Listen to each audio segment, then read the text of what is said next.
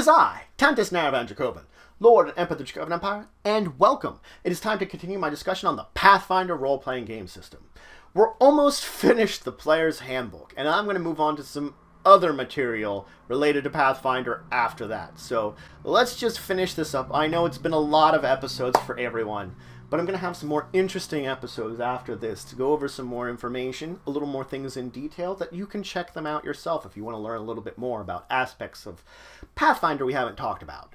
But let's dive into what we have today, because we're going to start with one of the more important appendices we have to talk about: special ability. Now, I'm not going to talk about every one of these special abilities. I'm going to try to keep them short and simple, even the ones I'm going to mention. Basically, these are special qualities that can apply to traps, creatures, and sometimes even spells that will affect your characters. That's why this is important to talk about, because these will oftentimes affect your character in some way. Now, there are three basic types of special abilities you can have. An extraordinary ability is one that's, well, non-magical. The thing about extraordinary ability is not everything can be able to use it, and usually they aren't able to learn it. But anything that affects or suppresses magic doesn't affect an extraordinary ability. It's just something that a creature would have. A spell-like ability, it's just that. It mimics a spell. It acts much like a spell. It's subject to spell resistance. It can be suppressed in an area that suppresses magic, and it can also be dispelled. So, in a lot of ways, a spell-like ability will function exactly like a spell. Supernatural abilities are, well, somewhere in between. These are magical abilities, so they can be suppressed in areas that magic is negated or suppressed. But unlike spells, they aren't spell-like abilities. They're not subject to spell resistance. You can't dispel them. So basically, there's somewhere in between a lesser magic ability that's still, well, magical. Now let's talk about an important one we're going to have to discuss, because it's going to happen to your characters at some point: ability score changes. Let's start with the first one: growth. Now, there are some spells or abilities that could give you a temporary increase to your ability score. As long as you don't have an increase to your ability score of 24 hours, if it's less than that, it counts as temporary. So for every 2 in ability score you get a +1 modifier that applies to, well, everything that ability score would affect. Whether it's hit points, whether it's AC, whether it's saves, whether it's attacks, whether it's CMD, whether it's skills, initiative. Whatever the ability score itself would affect, every 2 points of it that you get as a temporary bonus to that will give you a +1 modifier to everything that ability score would affect on your character sheet. Traditionally, this, of course, is more often than not skills, but we're still temporary. Once we hit 24 hours, your bonus is effectively permanent. Now, this permanent bonus, you still want to note how much of it you have, because things could very easily make you lose it. But for all intensive purposes at this point in time, it is considered a permanent part of you. Before then, it was only a temporary bonus in case something should happen. Permanent bonuses are a little harder to remove from your character for long terms. That's something else for another day to talk about the differences, but it is important to note the change here.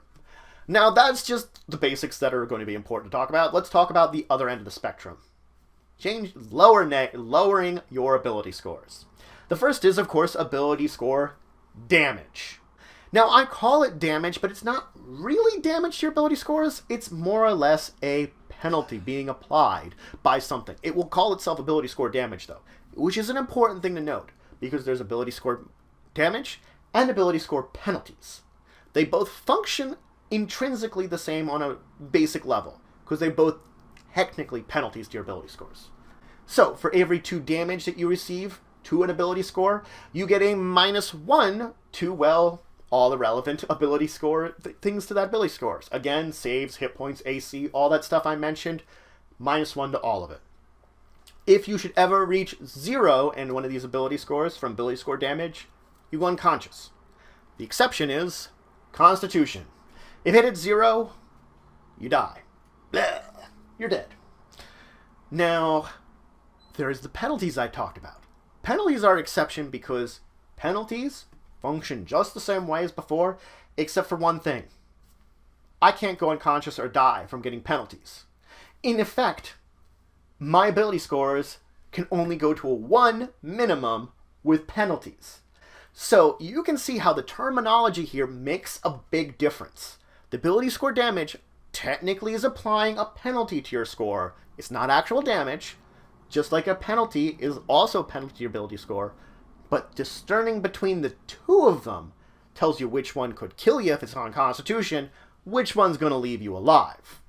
Now, on a more devastating level, both of these ability score penalties are usually temporary. Eventually they'll go away. Damage, you can heal. You heal at a rate of 1 per day, and this is without using special skills in order to increase this amount of time, or spells, which can also increase the amount of time. Now, much more devastating is ability drain. Drain is something you might face especially at higher levels. Drain, when it applies to you, basically is a permanent drain. Now, this isn't to say that you can't get rid of it. This is a reduction of your ability score. It's a literal reduction of it. You can use very powerful magics to remove this reduction, but as long as it applies effectively, your ability score has gone down.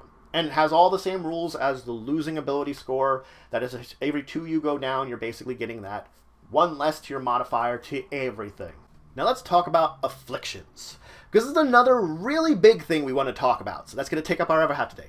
There are 3 types of basic afflictions: curses, diseases, and poisons. All of them have the basic thing that once you're exposed to this affliction, you must make a save. If you've made your save, you are fine.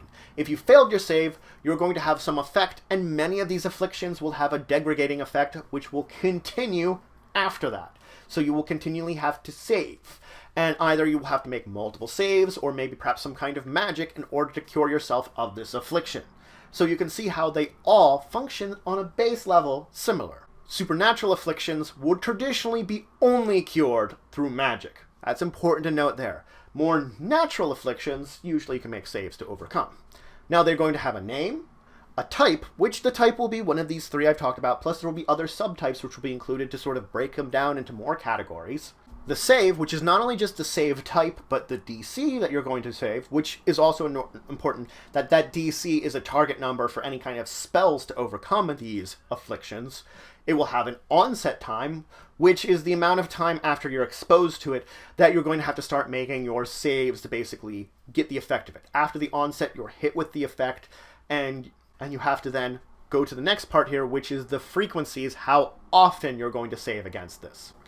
So, yes, you have your onset time of, I'm hit by this thing. Sometimes they have an initial effect, sometimes they don't after that onset time. Then they're going to definitely have an effect if they hadn't had an initial one. And then we have to start making more saves for more frequency, for more effects. Oh yeah, the exact rules will be determined, of course, by what you're being exposed to. That's also important to note. So, once you've got your frequency, you're getting hit every time you have to make a save and you fail it by this. Frequency will also list the negative effects, the basic negative effects, which more often than not, when you fail, is going to be ability score damage or actual damage, and the effects will be cumulative. The more times that you fail saves, the more often that you're rolling, the more often bad things are happening. Cured will tell you exactly how it is to cure it. Traditionally, you're going to have to make a number of consecutive saves against the base DC of this affliction, and once you've reached them, you're cured. You've overcome it. You've managed to avoid any more horrible damage or effects to it. Now, there are, of course, other ways of curing it, which can help with skills, can also help you out, and particularly magic can help you. In fact, as I mentioned, there are some afflictions that can only be cured with magic. So magic might be your turn of result. Might be the thing you have to turn to. Let's talk about these 3 types of afflictions. Curses. Curses are associated with ancient tombs, with wizards that can cast them, and sometimes specific items that might have them attached to it. They're basically more supernatural than anything, and once you're exposed to it and fail to it, most of them have an initial effect to you, and that effect then is just always there. Some kind of penalty or damage that you've just applied you can't get rid of. Very few of them have degradation, but some of them do. There's a wide variety of curses and curse-based effects, but you just have to know that most of them, the vast majority of them, magic's the only thing that can get rid of them. Now, diseases. Diseases are an affliction that usually have a very long onset time, but once you've reached it, then it usually is much more difficult to overcome. They'll also then have a limited frequency, but the effects are usually pretty devastating, and it's usually a little harder to cure with natural, and magic is much better method to cure it. Poisons are the most frequent. They're the thing you're going to be exposed to the most out of any afflictions. Poisons break down into a number of different types themselves. There's contact poison, if it gets into your skin. Injury, where if something cuts you with a poison on it, it goes in. Ingested, if I eat or drink a poison. Or inhaled, I breathe it in. Each one has little specific rules to it, but generally speaking, when we're talking about poison, it's important to note that multiple doses stack of poisons. Now, they don't stack just 1 to 1. Every extra dose does not add 1 to 1. Basically what it does, every extra dose adds 1/2 to the duration of the base duration of the time that you're going to be affected by it. And it adds 2 to the overall DC you're going to have to save against to overcome this poison. So the more that you're poisoned, the worse it gets. The longer it takes to overcome the poison, as long as you're not making those consecutive saves. Now, you can apply poison to your own weapons, but if you do, you have a 50% chance of exposing yourself. Doesn't use up this dose, but a 50% chance. Also, if you're using a weapon with poison on it, you roll a 1, you get yourself. This does use up the dose and exposes you to it. Now, you can make poison with a craft alchemy, but again, if you roll a 1 on this one, guess what? You've exposed yourself to the poison too. If you have the poison use ability, you avoid a lot of this headache. You don't have to worry as much about exposing yourself to the poison. But that's it for today. I introduced you to, of course, special abilities. I talked about the 3 types of special abilities they are: extraordinary, spell-like, and supernatural. And then I began talking about 2 major groups of special abilities. First off, ability score changes, which can be positives, temporary permanent increases, or negative, penalties or permanent decreases. Both of them exist, and I dove into the rules about either of those, because those are going to happen to your character at some point in time. Then I talked about afflictions. Which afflictions, now there's really only one in particular you need to talk about, but when we're talking about afflictions, we talk about them all together: curses, poison, diseases, and poisons. Poisons will come up in your game. You will be poisoned at some point in time. Someone in your team will be. So don't worry about that one. The others, well, we'll see. Most likely could happen, but we might not. But in the next episode, we're going to dive into more special abilities, because there are some more ones you can be exposed to when it comes to, well, encountering them. But if you have any questions, comments, anything you say, anything you think I left out, please leave in the comments below. Please like, share, and subscribe. It shows support for the channel, the empire, the work I do.